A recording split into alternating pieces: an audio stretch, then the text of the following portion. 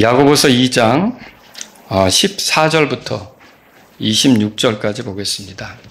내 형제들아, 어떤 사람이 자기가 믿음이 있노라고 말하면서 행위가 없으면 그것이 무슨 유익을 주겠느냐? 믿음이 그를 구원할 수 있겠느냐?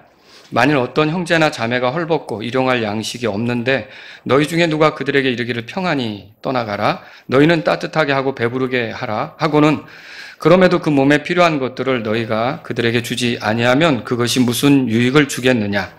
그와 같이 믿음도 행위가 없으면 그것만으로는 죽은 것이니라. 참으로 어떤 사람은 이르기를 너는 믿음이 있고 나는 행위가 있으니 내 행위가 없는 내 믿음을 내게 보이라. 나는 내 행위로 내 믿음을 내게 보이리라 하느니라. 내가 한 하나님이 계시는 것을 믿으니 잘하는도다. 마귀들도 믿고 떠느니라. 그러나 오 허망한 사람아, 행위 없는 믿음이 죽은 것임을 내가 알고자 하느냐? 우리 조상 아브라함이 자기 아들 이삭을 제단에 드릴 때 행위로 의롭게 된 것이 아니냐? 너는 믿음이 어떻게 그 행위와 함께 일하였고 또 믿음이 어떻게 그 행위로 완전하게 되었는지 보느냐? 또 아브라함이 하나님을 믿으니 그의 믿음이 그에게 의로 전가되었느니라 하시는 성경 기록이 성취되었으며 그는 하나님의 친구라 불렸느니라. 그런즉 어떻게 사람이 행위로 의롭게 되고 믿음만으로는 되지 아니하는지 너희가 보느니라. 우리 2절 같이 읽겠습니다. 또한 이와 같이 창녀 라합이 전령들을 맞아들이고 그들을 다른 길로 보냈을 때 행위로 의롭게 된 것이 아니냐. 이는 영이 없는 몸이 죽은 것 같이 행위 없는 믿음 또한 죽은 것이기 때문이라. 아멘. 자, 14절에 보면 내 형제들아, 어떤 사람이 자기가 믿음이 있노라고 말하면서 행위가 없으면 그것이 무슨 유익을 주겠느냐? 믿음이 그를 구원할 수 있겠느냐? 그런 믿음은 구원한다는 소리예요? 못한다는 소리예요? 못한다는 소리죠. 그런데 어떤 믿음은 구원할 수 있겠죠. 근데 어떤 믿음은 구원을 못하는 거고, 제가 오늘 구원하는 믿음, 이런 제목으로 여러분에게 말씀을 드릴게요. 하나님께서 사람을 구원하실 때 어떤 방법으로 구원하시느냐? 여러분, 믿음으로 구원하는 게 진리입니다. 진리. 그죠? 예. 근데 지금 14절 읽은 것처럼 어떤 사람에게 자기에게 믿음이 있다고 이렇게 이제 그 사람이 말하는데, 근데 믿음이 있다고 말하면, 믿음이 있다라고 하면 다 구원받는 것입니까? 14절로 보면 그게 아닌 거라는 것을 보게 되죠. 그러면 이게 뭐가 문제입니까? 믿음이라고 얘기는 하지만 제대로 된 믿음이 있고요. 그게 그 믿음이라고 말은 했는데 제대로 된 믿음이 아니다, 그렇게 말할 수 있는 게 있다는 거죠. 그럼 여기서 우리에게 궁금해지는 게 뭐가 제대로 된 믿음일까? 그러니까 내가 믿음이 있다라고 얘기하지만 제대로 된 믿음이 아니면 소용없다는 소리 아닙니까? 저도 복음을 전하러 갔을 때 예수님 전하러 왔습니다. 그러면 나도 믿어요, 그렇게 얘기하는 사람들을 많이 만나거든요. 근데 시간이 있다면 더 묻고 싶은 경우도 있어요. 더 집요하게 물어보고 정말 제대로 된 믿음인가 아닌가, 이런 것들을 통해서 도와주고 싶은 마음이 들 때도 있다는 거죠. 여러분, 이 말씀을 보면 믿음이 있다라고 말하지만 어떤 경우는 그게 제대로 된 믿음이고 어떤 경우는 아니다, 이걸 알 수 있는 거죠. 그러면 궁금한 건 제대로 된 믿음은 어떤 믿음일까? 그게 구원하는 믿음인데 제대로 된 믿음은 어떤 것일까? 여러분에겐 제대로 된 믿음이 있습니까? 네, 이게 이제 오늘 우리가 살펴봐야 될 내용이죠. 내가 가지고 있는 믿음은 제대로 된 믿음인가? 자, 이거를 여러분하고 같이 살펴보는데 크게 3가지로 여러분에게 말씀드리려고 해요. 첫 번째는 제대로 된 믿음은 죽은 믿음이 아니다. 죽은 믿음이 아니다. 그 말씀을 드리고 싶어요. 그러니까 믿음은 전인적입니다. 전인적이라고 하면은 그 믿음이 지적으로 또 정적으로 의지적으로 다 영향을 미치고 다 그 속에서 드러나게끔 돼 있다는 거야. 그래서 믿음이라고 하는 게 그 한 인간 안에서 그냥 지적으로 정적으로 의지적으로 다 나타나는, 그래서 그렇게 해서 다 드러나는, 이게 제대로 된 믿음이다, 이렇게 말할 수가 있어요. 근데 그럼 믿음의 지적인 요소가 필요합니까? 당연하죠. 알지 못하고 믿으면 어떻게 되겠어요? 그건 이제 미신이라고 그러죠. 근데 알지도 못하면서 쫓아다닌다, 그럼 맹신하지 마, 이렇게도 또 얘기하잖아요. 맹신이라고도 하고요. 그래서 이게 알지 못하고 믿는다? 이건 안 되는 거예요. 여러분, 제가 그 성경을 통해서 보는 건데, 믿음은 들음에서 나며 들음은 하나님의 말씀에서 난다 그러죠. 자, 왜 이렇게 얘기를 할까요? 바울이? 이게 하나님 말씀이 우리가 믿어야 될 지식을 주는 거예요. 그러니까 뭘 믿어야 될지 그 내용을 주는 거죠. 근데 그 내용이 없이 믿는다. 그거는 지금 제대로 된 믿음이라고 할 수는 없는 거죠. 반드시 믿기 위해서는 지적인 이해, 깨닫는 것이 필요해요. 그러니까 아무리 얘기를 해줘도 거기에 대해서 내가 그 지식이 이해가 안 되고 내 지적으로 수용이 안 되고 받아들여지지 않으면 믿는다고 할 수가 없죠. 그렇죠? 그래서 믿는다고 하는 것은 반드시 이게 이제 지적인 이해, 그 지적인 이해를 위해서는 지식이 또 필요하고요. 이렇다는 걸 우리가 성경을 통해 보죠. 그래서 야고보서 펴셨으니까 1장으로 가보세요. 야고보서 1장에 이게 하나님 말씀이에요. 그 18절 우리 같이 한 목소리로 한번 18절 읽어보겠습니다. 그분께서는 자기 자신의 뜻에서 나온 진리의 말씀으로 우리를 낳으셨으니 이것은 우리가 그분의 피조물들 중에서 첫 열매에 속한 한 종류가 되게 하려 하심이라. 여기 이제 첫 열매, 거기에 속한 종류가 된다. 그럼 여러분이 성경에서 첫 열매, 예수님을 발견하죠? 부활의 첫 열매와 같은 종류가 되어서 그분처럼 살아가는 모습을 드러내도록 하기 위해서는 구원받지 못한 상태에서는 안 돼요. 이게 거듭나야 그게 가능해요. 거듭나면 그 사람 안에 성령님이 들어오시죠. 성령님이 그 사람 안에서 생명이 된다는 말이 로마서 8장에 써 있잖아요. 그 생명을 가지니까 그 생명을 사는 삶이 나오는 거죠. 그러면 누구처럼 사는 거예요? 첫 열매인 예수님처럼 사는 삶이 나오는 거죠. 여러분과 제가 신앙생활에 있어서 뭐가 성숙하는 걸까? 뭐가 이게 정말 신앙생활의 추구가 돼야 될까? 전도를 몇 명 했느냐? 교회를 몇 개 세웠느냐? 그리고 교회에서 무슨 일로 봉사하느냐? 물론 우리가 그런 것들을 성실히 해야 됩니다. 그런 것들을 맡아서 주님 앞에 충직하게 하는 게 필요합니다. 근데 정말 중요한 건 뭐냐면 왜 우리가 구원받았느냐는 거예요. 결국은 아들의 형상이 되도록 하는 그 목적 때문에 우리가 구원받은 거 아닙니까? 그러니까 이 내 삶에서 뭐가 나와야 되는 거예요? 예수님의 모습이 나와야 되는 거죠. 성령의 열매가 뭐예요? 성령의 열매는 흔히들 9가지라고 얘기하지만 한 가지예요. 예수님의 모습을 드러내는 거예요. 거기 사랑과 기쁨과 화평 이런 거 있잖아요. 이게 다 예수님에게서 나오는 거죠. 예수님이 보여주는 거죠. 결국은 예수님의 어떠하심이 우리 속에서 이렇게 다시 재생산되어서 드러나는 거 있죠?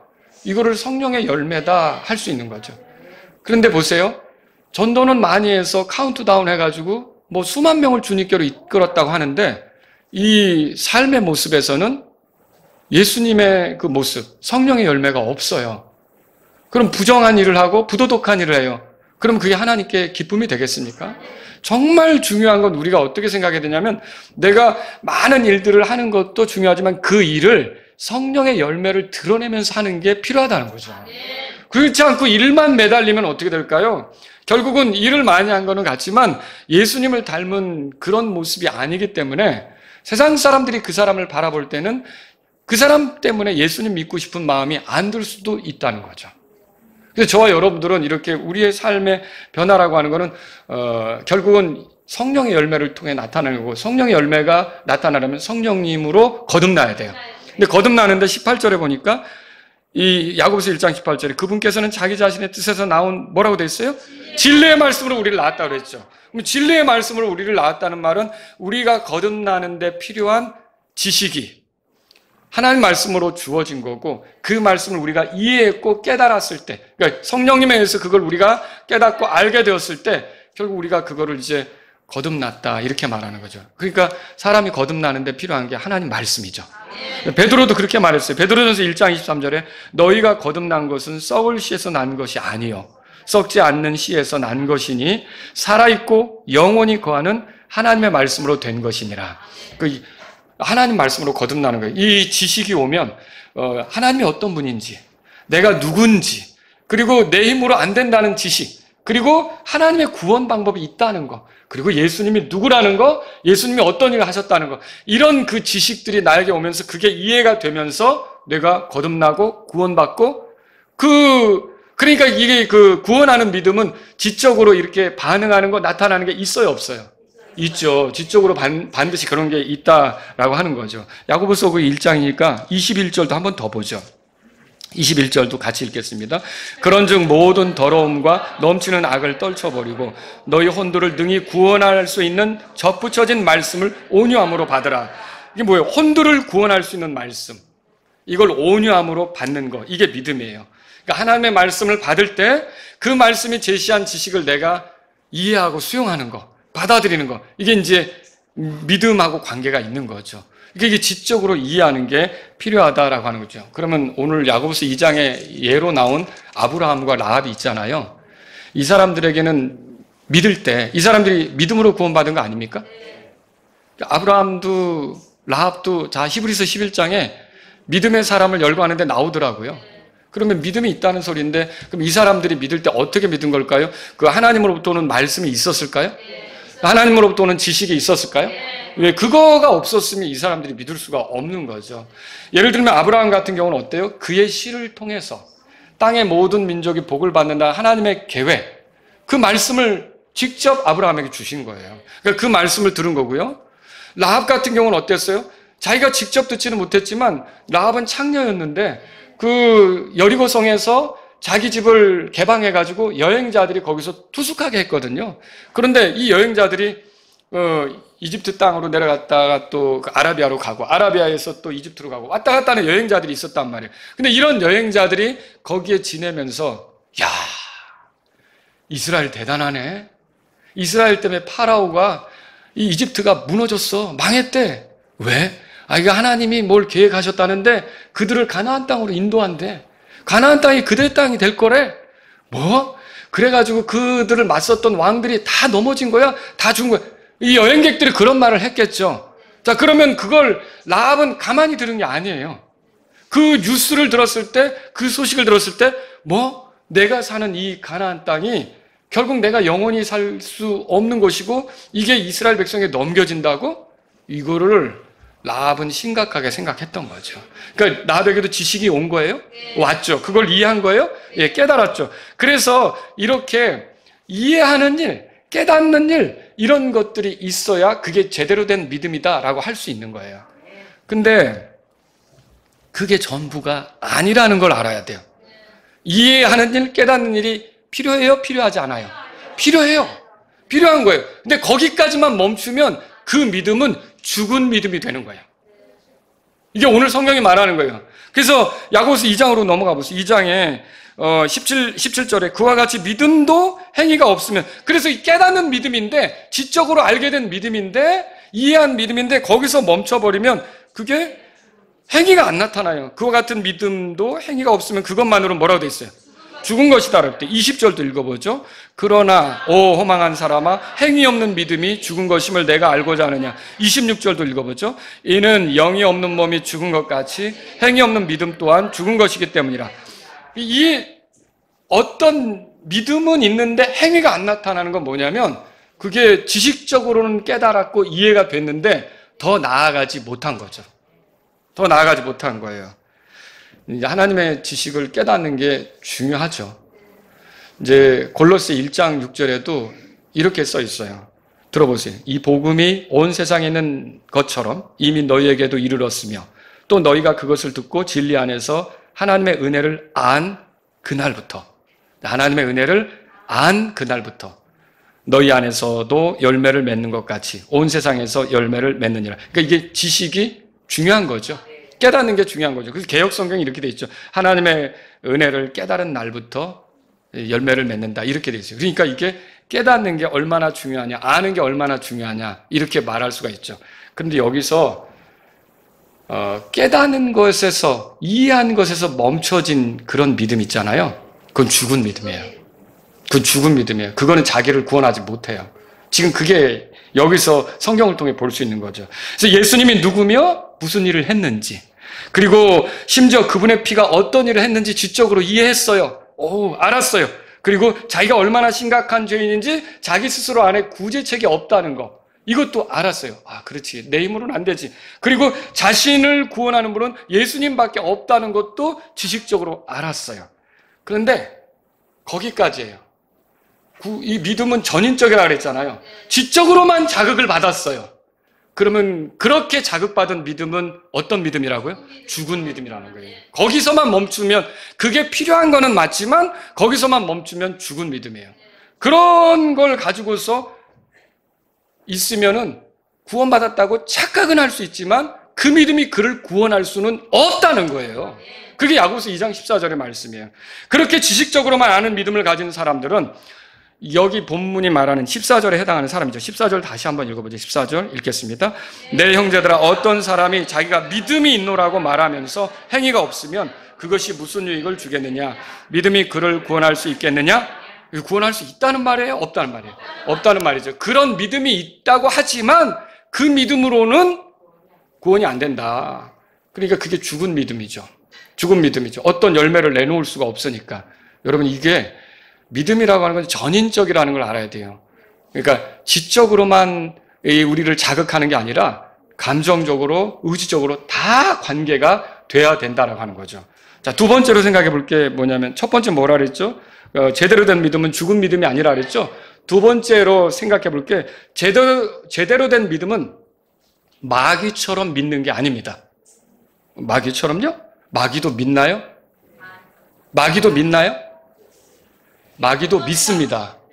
마귀도 믿어요. 19절 보세요. 19절 다 같이 읽습니다. 19절. 내가 한 하나님이 계시는 것을 믿으니 잘하는도다. 마귀들도 뭐라고 돼 있어요? 그럼 마귀에게도 믿음이 있는 거예요? 없는 거예요? 있죠. 그런데 마귀는 하나님에 대한 지식이 있어요. 거기다가 어디까지 하냐면 정적으로, 떤다는 건 정적으로 반응하는 거예요. 여러분, 이런 믿음이 마귀들에게 있다는 거죠. 감정적으로 영향받는 거. 그런데 마귀 중에 회개했다는 존재가 있어요? 없어요. 마귀 중에 거듭났다는 마귀 있어요? 마귀 중에 구원받았다는 마귀가 있어요? 없어요. 이게 뭐냐면 그들이 믿었고 지식적으로 이해했고 감정적으로도 그걸 두려워하고 떨었지만 이들의 의지는 하나님께로 향할 수가 없는 거예요. 돌아설 수가 없는 거예요. 그러니까 그들의 믿음이 거기까지라고 하는 거죠. 그러니까 그런 믿음으로 구원되겠어요? 마귀들 중에 구원받은 거, 그런 존재가 없다는 걸 보면 믿고 떨어도 소용이 없다. 이게 뭐냐면 지식적으로 이해하고 잘 알아도 그래도 자기가 그것 때문에 흥분이 되고 좋아했고 뭐 이래도 거기까지라면 그건 마귀처럼 믿는 거다. 그런 예가 사도행전에 나오죠. 한번 찾아보세요. 사도행전 24장에 가보세요. 사도행전 24장. 사도행전 24장.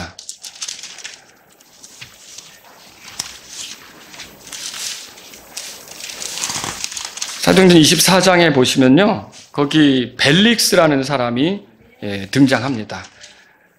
벨릭스는 본디오 빌라도처럼 총독이에요. 총독. 유대의 총독이었죠. 24절에 보세요.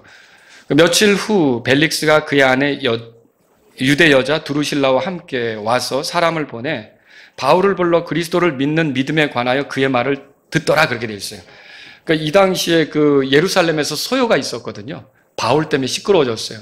그래서 총대장인 루시아가 바울을 잡아서 이 벨릭스에게 보낸 거예요. 가이사랴에 있으니까 이 사람을 좀 다뤄달라고 보냈는데, 벨릭스가 바울을 구금하고 있다가 자기 아내 유대 여자 두루실라와 함께 바울을 불러내서 너 뭐 때문에 이렇게 된 건가? 하고 이제 말하자면 묻게 된 거죠. 그때 바울이 무슨 얘기 했겠어요? 예수님 얘기했겠죠. 믿음에 관해서 얘기했겠죠. 그래서 여기 보니까 그리스도를 믿는 믿음에 관하여 그의 말을 듣더라 그랬어요.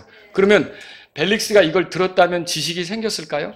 지식이 생겼죠. 아, 그래? 그런 게 있었어? 지식이 생기는 거예요. 자, 25절 우리 다 같이 한번 읽어보겠습니다. 25절. 그가 의와 절제와 다가올 심판에 대하여 강론하니 벨릭스가 떨며 응답하되 이번에는 그만 가라. 나에게 적당한 때가 생기면 내가 너를 부르리라 하더라.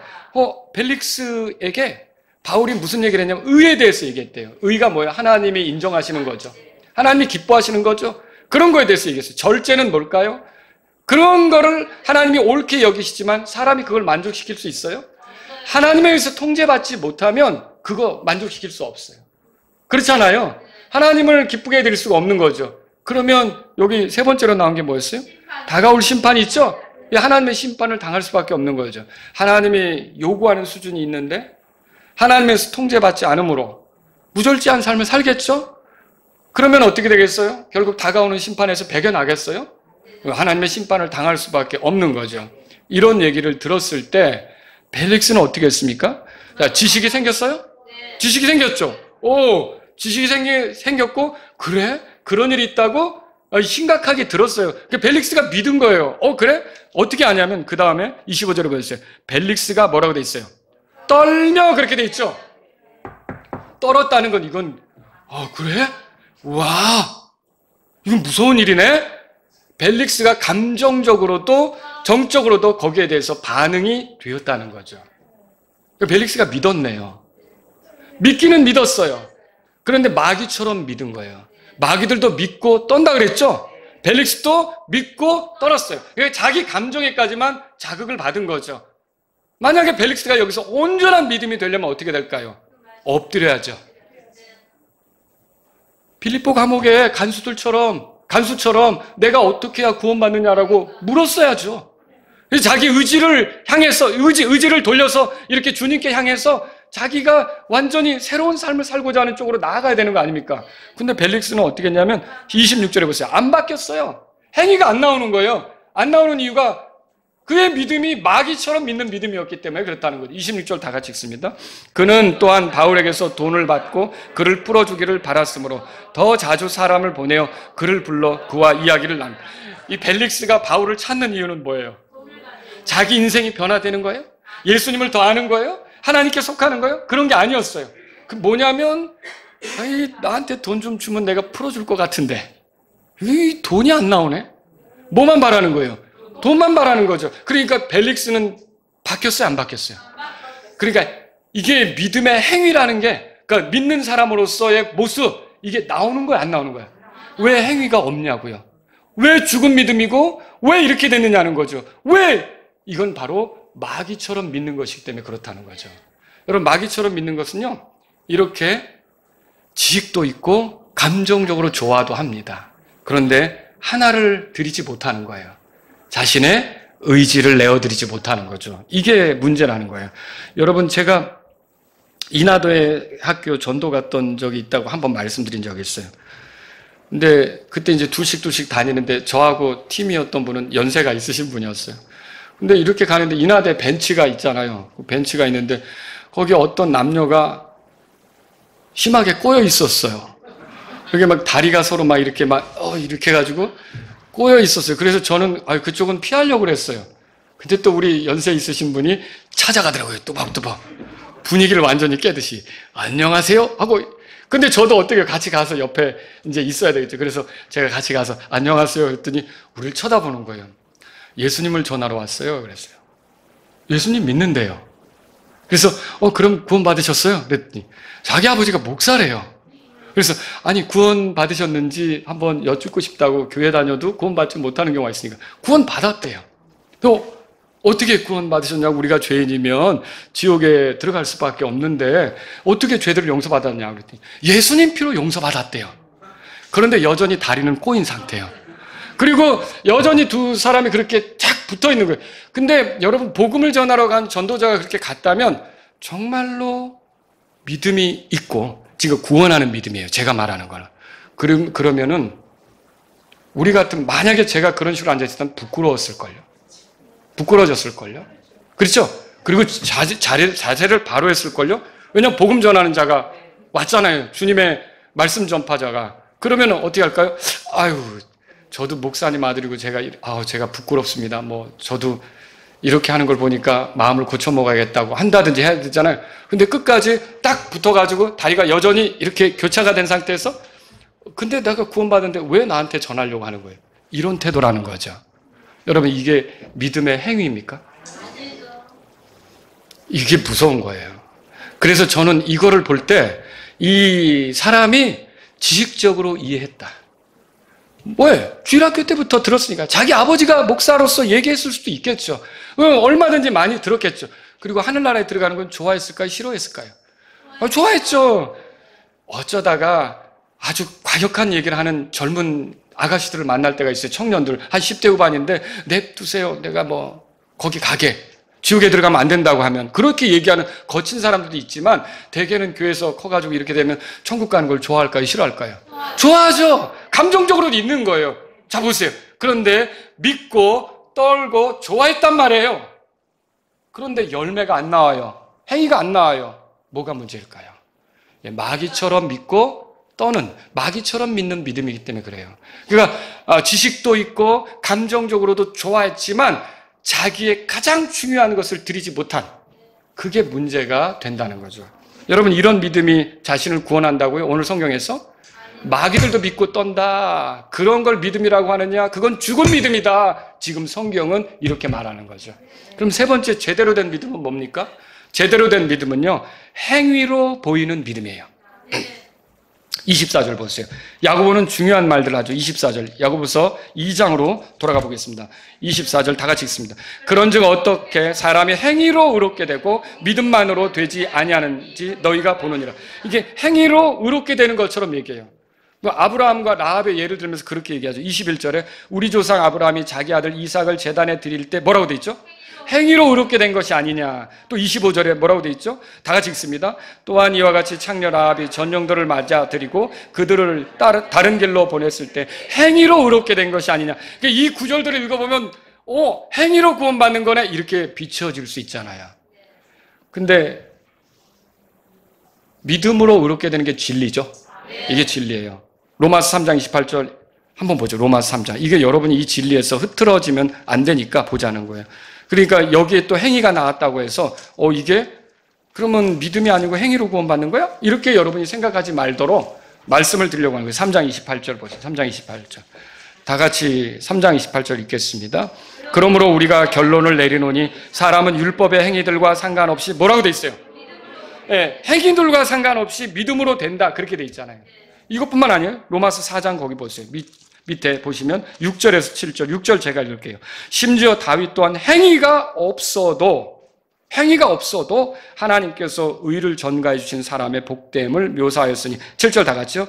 이르되 자기 불법들을 용서받고 자기 죄들이 가려진 자들은 복되도다. 그러니까 행위가 없어도 의롭게 되는 게 가능하다는 거죠.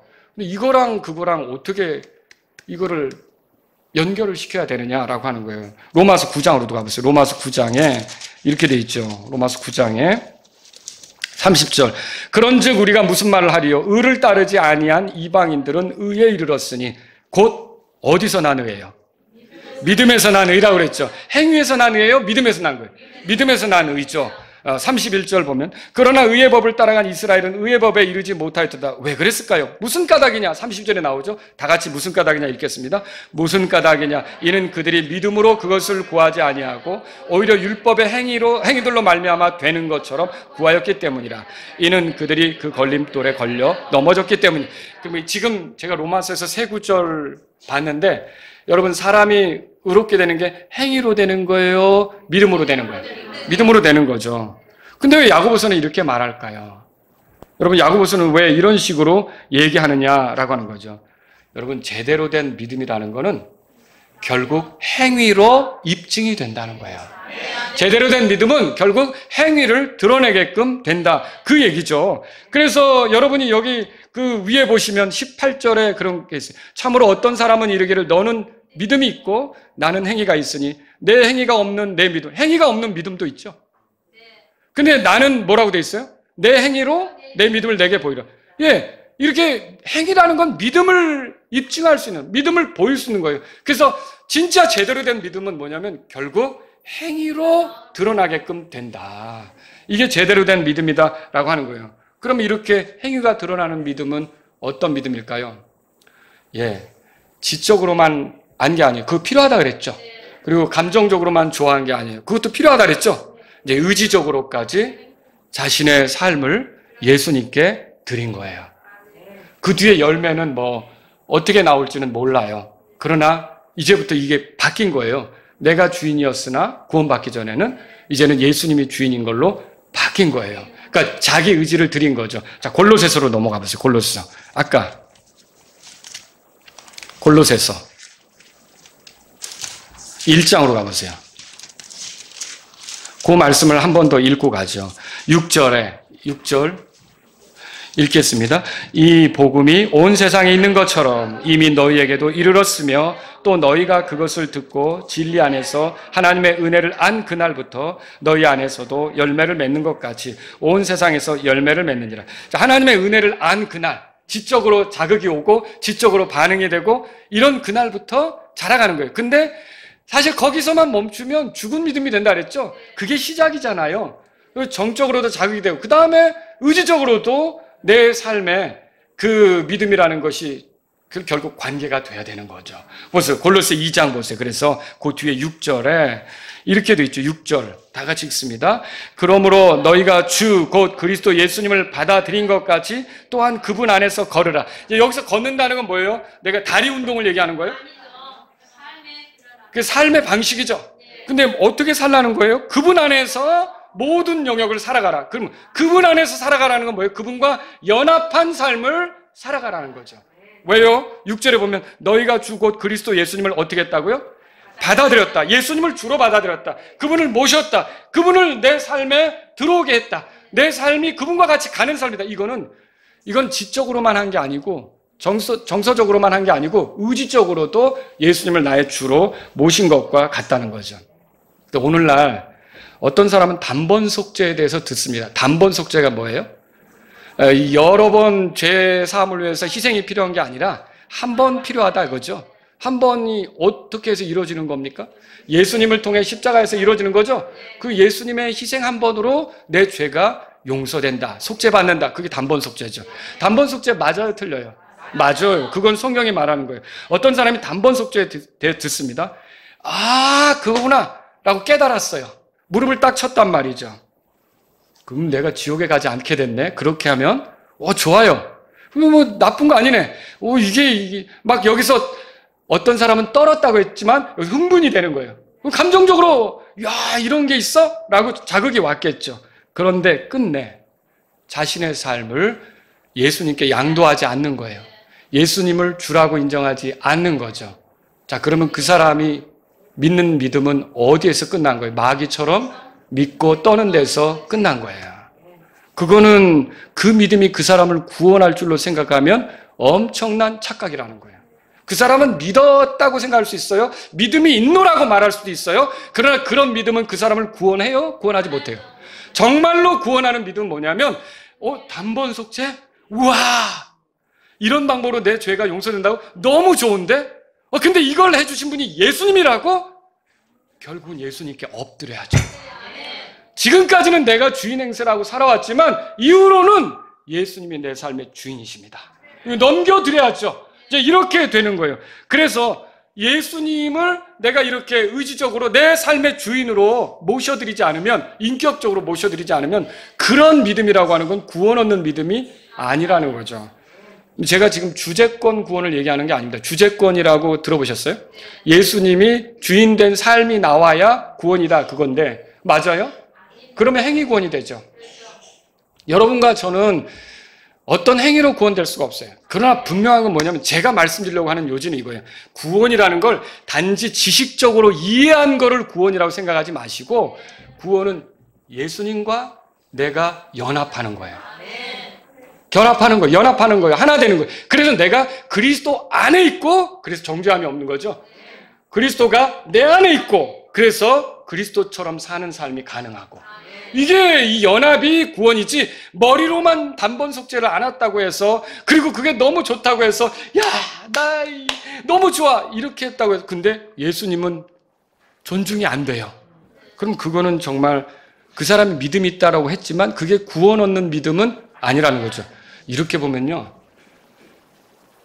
정말 구원받았다고 생각을 하면서 지옥으로 갈 사람이 많이 있겠다 싶어요. 정말 많이 있겠다 싶어요. 여러분, 하나님께서는요, 내가 태어나기 전부터 나의 구원을 위해 필요한 거 다 준비해 놓으신 거 아세요? 네. 내가 구원받기를 원할까요?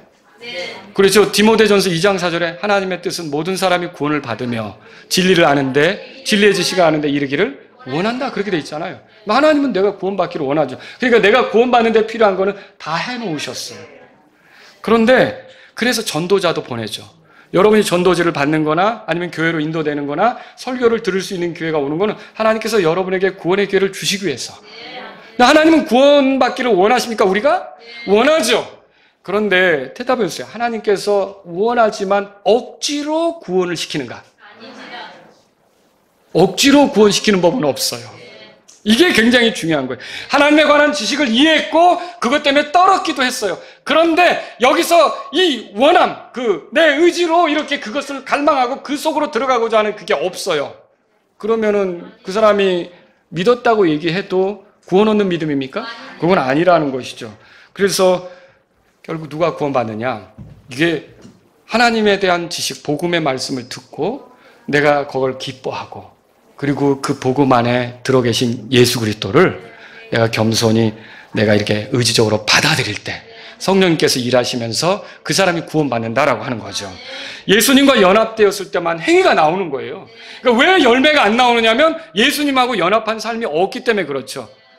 여러분 들어보셨을 거예요. 아들이 있는 자에게는 생명이 있고 하나님의 아들이 없는 자에게는 생명이 없다. 그러면 예수님이 내 안에 들어왔으면 뭐가 들어온 거예요? 생명이 들어온 거죠. 그럼 누구 생명이에요? 예수님 생명이죠? 예수님의 생명이 내 안에 있으면 내가 누구처럼 사는 거예요? 예수님처럼 사는 게 가능하죠.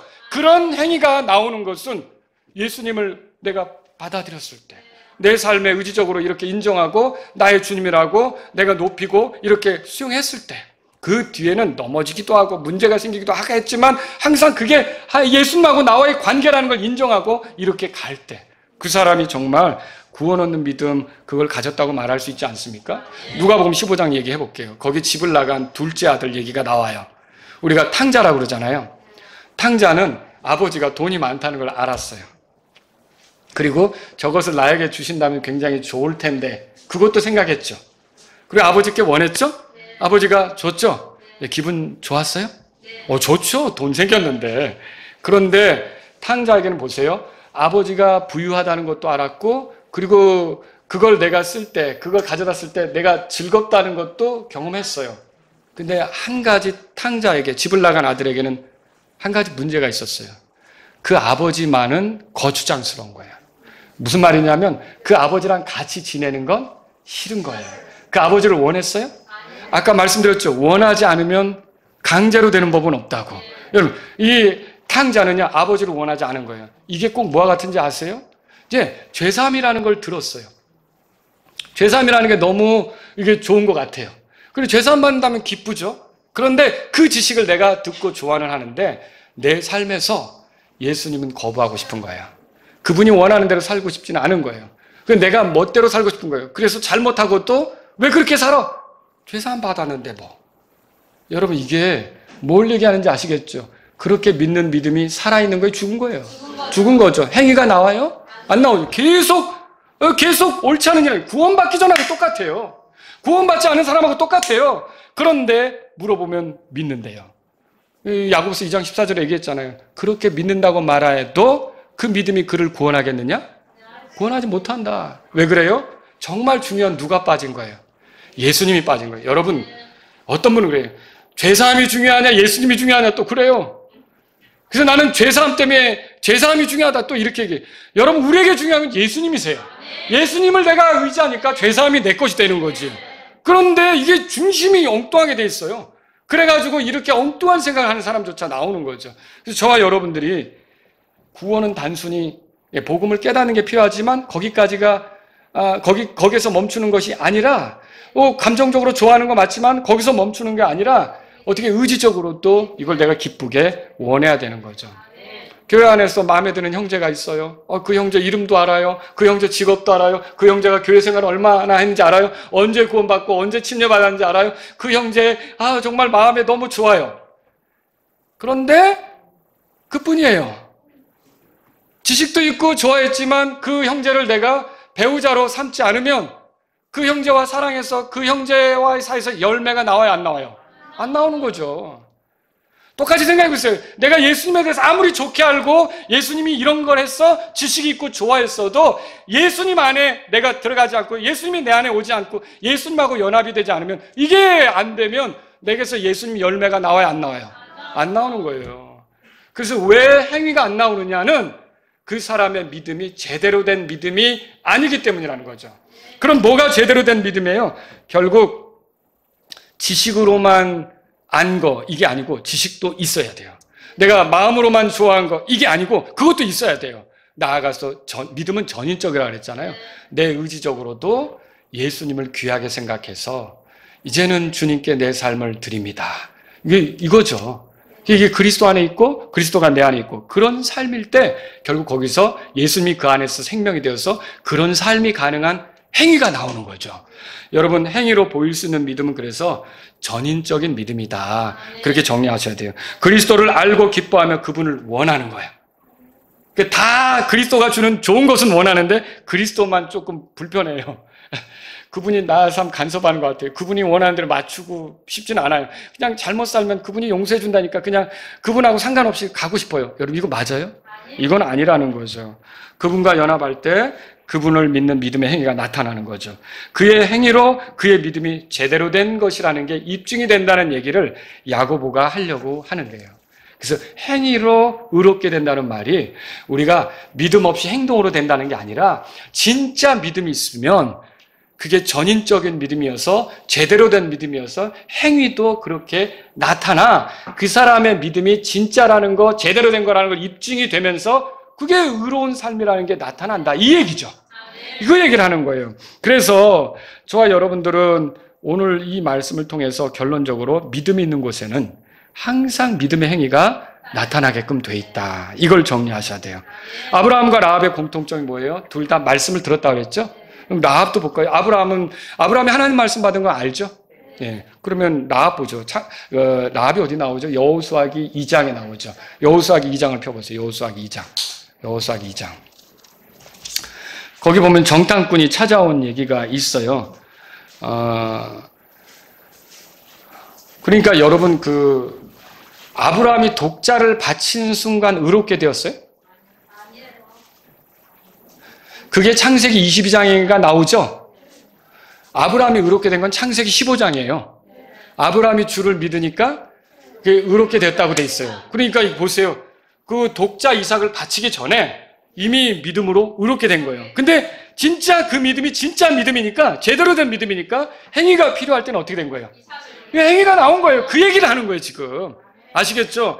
그래서 믿음 없이 행위로 구원받는다. 이건 또 완전히 잘못된 거고요. 이건 잘못이고요. 그래서 진짜 창세기 15장 6절에 보면 그게 다 나와요. 4절에서 6절까지 보면 이제 아브라함이 주를 믿으니 의롭게 됐다고 돼 있고, 그리고 창세기 22장 가서 나중에 독자 낳고서 이삭 낳고서 드려라 하니까 믿음이 제대로 된 믿음이니까 어때요? 그 아들을 드리는 거죠. 행위가 나오는 거죠.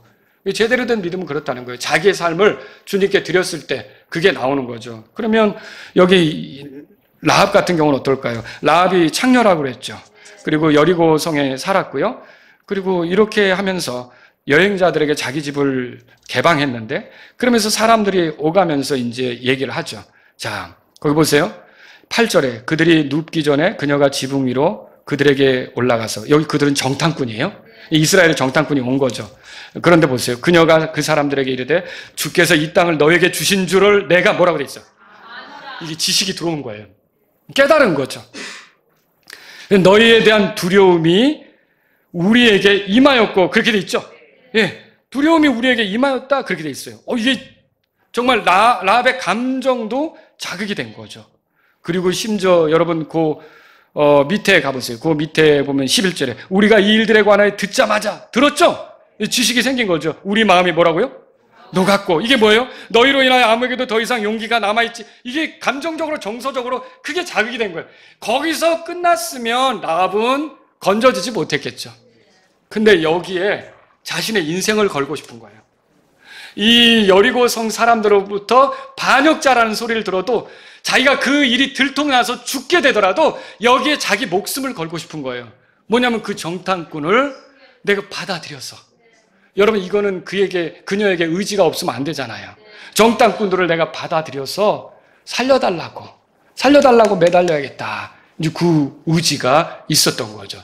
그러니까 결국은 여리고성이 무너질 때 라합은 살았어요? 죽었어요? 살았죠. 나중에 다윗의 계보에도 들어가는 여자가 되잖아요. 이거 얼마나 대단합니까? 여러분 이걸 통해서 볼 때 뭐예요? 이 라합도 듣고 떨고 막 마음이 이게 무서워하고 이런 걸로만 끝난 게 아니라 기꺼이 의지적으로 전인적으로 나아가는, 그래서 행동이 나온 거예요. 여러분, 그래서 진짜 구원 얻는 믿음은 뭡니까? 이거는 지, 정, 의가 다 자극이 되고 다 관계가 되고 그렇게 다 나타나는 그런 믿음이다라고 하는 거죠.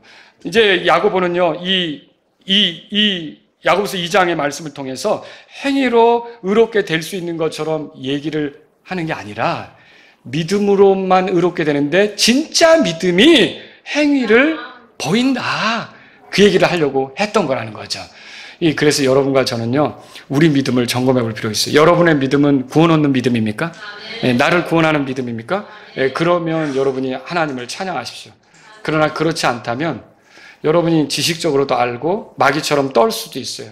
그렇다면 거기까지였다면 오늘은 그러지 말고 예수님, 저의 주인이십니다. 제 삶을 주님께 의탁합니다. 이제 제 삶의 주인으로서 모든 걸 주장해 주시고 인도해 주십시오. 여러분이 의지적으로도 그렇게 나가실 수 있기를 바랍니다. 다 같이 일어서시겠습니다.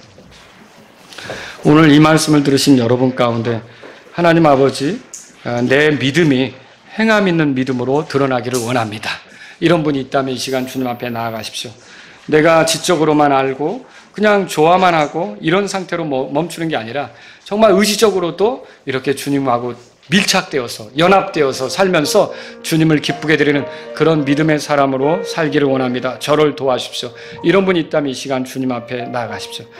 여러분의 믿음이 구원 얻는 믿음이 되기를 바랄 때 이 시간 주님 앞에 요청하시기 바랍니다.